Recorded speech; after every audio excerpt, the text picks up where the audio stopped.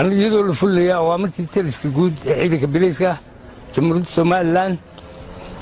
iyo qorshayaashii howlgaleen nabadgelyada lagu sugayay goob caasimadda jamhuuriyadda Soomaaliland ciidanka bileysku wuxuu ku jiraa howlgal aan kala gool ahayn laga bilaabo dhammaan goob kasta oo magaalada waxa ciidamadu way ku sugan yihiin laga bilaabo Shiraaqle ilaa iyo Galan ilaa iyo 150ka Goljanno Badda Cas Maxamed Axmed Cali 150ka Isaboorame dhammaan goobaha ciidankii baa ku jira oo wareegaya oo meel fiican wax marinaya waxaan ku daba jirnaa farxadkii nimankii yaryaraay ee wax boobaya ama tuugtii